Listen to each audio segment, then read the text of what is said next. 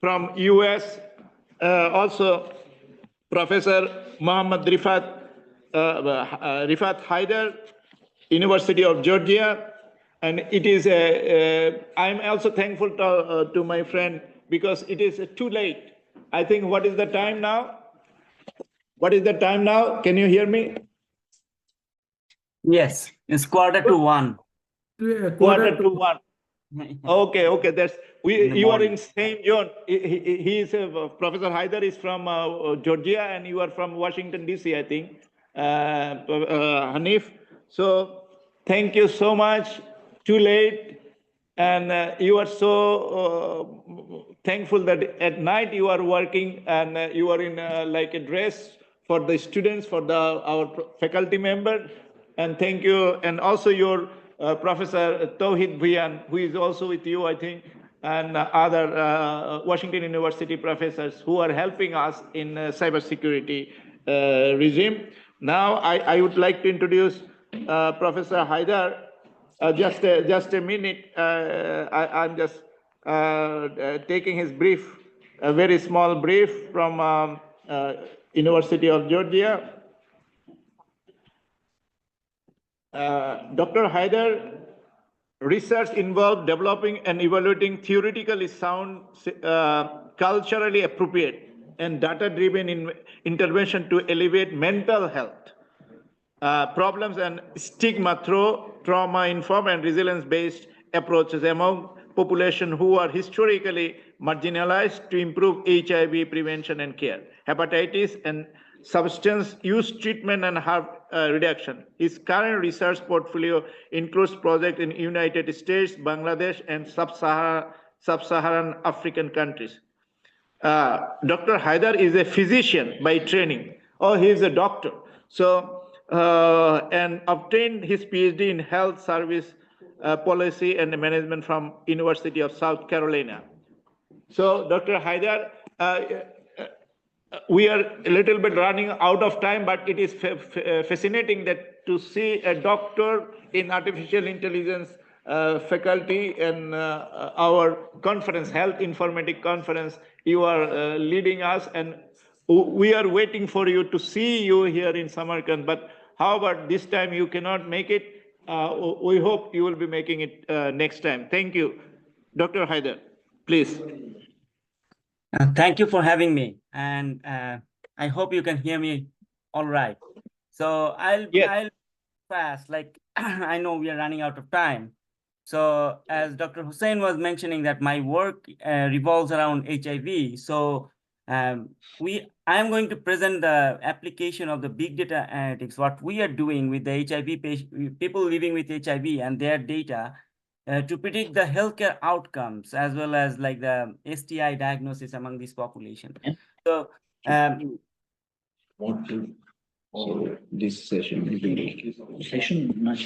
So HIV has become a more chronic disease in nature because when HIV is infected, a person is infected with HIV, there is no cure for HIV, but there are lots of antiretroviral drugs which can actually reduce load, and the person living with HIV can live a longer life. And actually, right now, the ARTs are so successful and effective that people live almost like similar to the general population.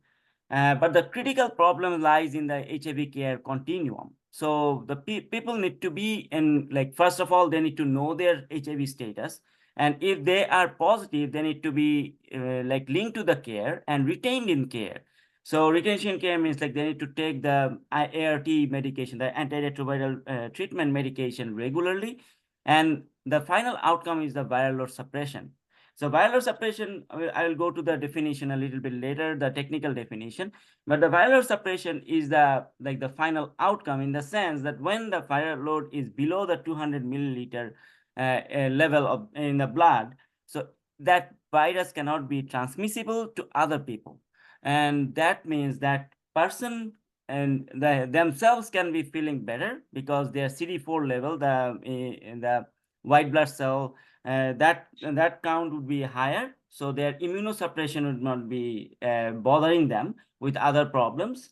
And then they are not transmitting the disease to other people. So that's the final outcome.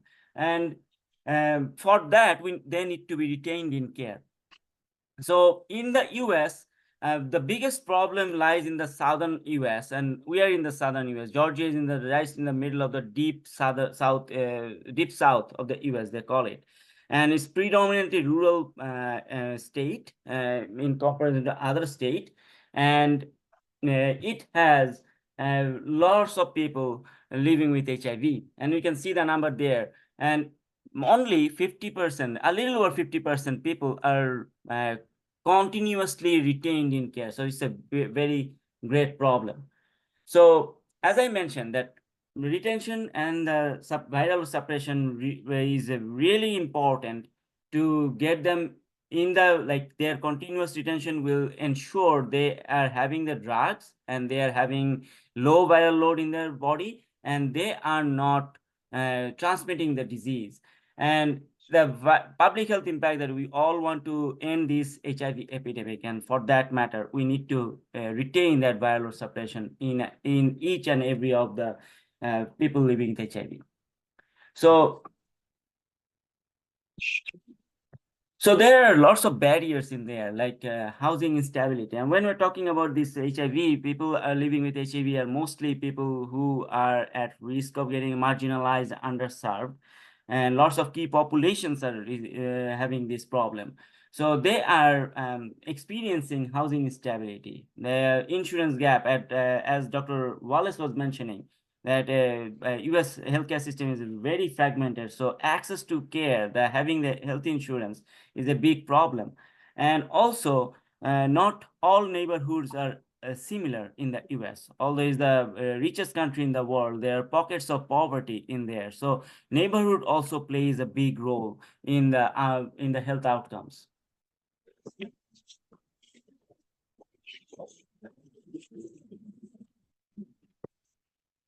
So therefore, we just not only focusing on the clinical aspect here, we are trying to include the psychosocial variables and like the mental health, their substance use and the social support, and also their social and contextual variable, like the housing, insurance, the neighborhood resources. And also clinical variables are very important. We include the lab results, medication history, and comorbidities.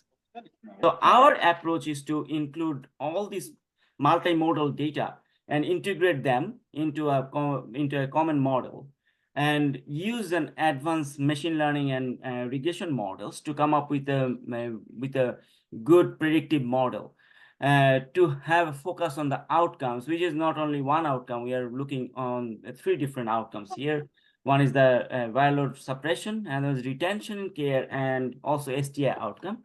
And finally, we can see that which are the important features where we can work on. So actionable is what intervention we can do is the main outcome from our analysis. So this data was collected from the Fulton County. Fulton County is the Metro Atlanta area. The Metro Atlanta County is the Fulton County. And only the year 2024 data we used. Almost 34,000 people living with HIV are included in this analysis. So it's a big data set in its own merit. So we looked at 3 different outcomes. One is the viral suppression. I mentioned that HIV RNA should be less than 200 copies per milliliter of blood. And retention and care, and that is defined as at least 2 lab visits within the last 1 year. And another outcome is the STI, like one of the 3 STIs, chlamydia, syphilis, or gonorrhea, if they were found positive for any of these 3, we category having we included the socio-demographic variables, clinical indicators, other comorbidities and behavioral factors, and other metabolic factors like lipid profile and a neighborhood area deprivation index as the proxy for the neighborhood resources. So the pre-processing, the data wrangling, we categorical variable, we encoded them, standardized them, standardize the continuous variable using the Z-score. And then missing data, we didn't do data imputation rather than we excluded them from the analysis. And we, for the machine learning model, we actually 80% was trained as that 80% was speed for the training data set, and the rest of the 20% was the testing data. So we feed different machine learning algorithms to come up with the best machine learning model. So we use logistic regression, random forest, gradient boosting, extreme gradient boosting, support vector machine, and k-nearest neighbor. And we did this analysis in the Python, and we use different types of computing environment.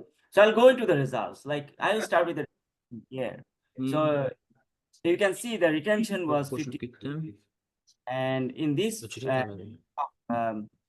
Georgia, you can see that is surrounding the Metro Atlanta area. The retention was really like almost similar across different counties. And when we looked at different models, like including the all the variables together versus like different types of models separately, we found that the full model with including all variables stood out. Like it's 91.3%. It was the like 0.913 was the area under curve, and C2R square was 30%. And we did some logistic regression first to see what are the different indicators that are significant. Found that those who had no less, they were likely to stay here. That's interesting. And being on ART, like those who have or already on ART and insured and stably housed, they had the positive association with the retention and care. So when we fitted the machine learning models, we found that the gradient boosting and random forest was performing well. And you can see that accuracy was almost 96% for area under the curve was 0.91 for gradient boosting. Almost similar finding was for random forest. We looked at the important features. Substance use, like in the gradient boosting, substance use was really important features. ART was important feature. HIV duration, like how long they are suffering, were diagnosed from HIV, was also an important feature. When we fitted the looked at the viral suppression, and we can see that viral suppression in the near Metro Atlanta area was not that good. Surrounding counties were much better than the Metro Atlanta area itself. And again, full model was better. And in the logistic regression model, we found the retention in care was the most significant variable. Like those who were retained in care were more likely to be virally suppressed, along with those who were stably housed, panic and insurance, they were more likely to be virally suppressed. Having other eyes like gonorrhea and hepatitis B, those who are heterosexual or those who had syphilis had significantly lower odds of being suppressed. So model gradient boosting and random forest, we found they are really more accuracy and higher AUC.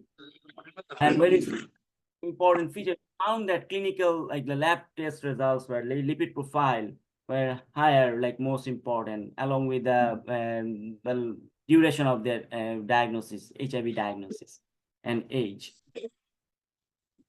Then we looked at the STI. So among the sexually transmitted infection, like almost 1/3 of the population, the people living with HIV, was diagnosed with STI. And again, the full model was better. And we found that individuals who are identified as the Hispanic or a non-Hispanic Asian or Pacific Islander had higher adjusted odds for STI positivity. Female heterosexual had lower odds. Again, gradient boosting and random forest was better performer. And interestingly, the random forest, the HIV risk category, those who were identified as the MSM, they were at higher risk. Like those are most important feature, along with age, male sex, and HIV duration. So we saw that across the three different models and three different outcomes, the machine learning model were like 80%, like around that level of accuracy was there. So it is promising. So we also found the social determinants along with the clinical indicators were strong predictors of the outcomes. So what we can draw like a future direction from these results. So we are hoping to use the genetic data as well in our next iteration of analysis to include that and boost the findings, like more precision health kind of thing, that we want to see that what drives the like the viral suppression along with these clinical indicators. And we are trying to come up with the precision health techniques and try to come up with a predictive model which will directly inform the people living with HIV. Like say, for example, those who are not retained in care, we can give them some like a nudge that, okay, you are getting out of care, you are losing this like a battle with the HIV, you need to get onto medication, something along the line. If we can identify them, those who are at high risk of getting out of the care, we are trying to give them like those just-in-time adaptive kind of intervention through app, through web, or text messages. So that's the next line of research we are trying to do here. So we are building this model to inform our future intervention, which is really focused on increasing the retention in care and improving the viral suppression and reducing the STI among people living with HIV. So I'll stop here, and if there's any question. Yes, it is truly, you see that doctors, you are a doctor and helping us, and AI, he has a research. So artificial intelligence is working with the doctors, or doctors is working in artificial intelligence. This is a new type of industry we are looking for in research.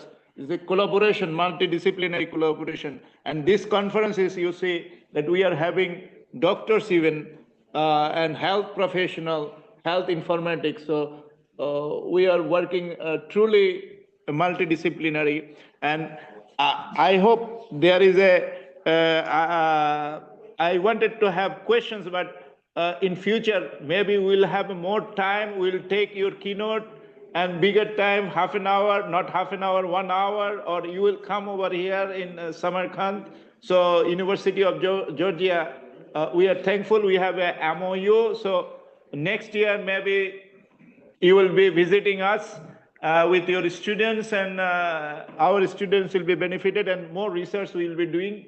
And I hope you will do you will help us for our students and researchers to work together, jointly collaboration. And Professor Mahmoud Khan was willing to bring you here to have more research and more collaboration.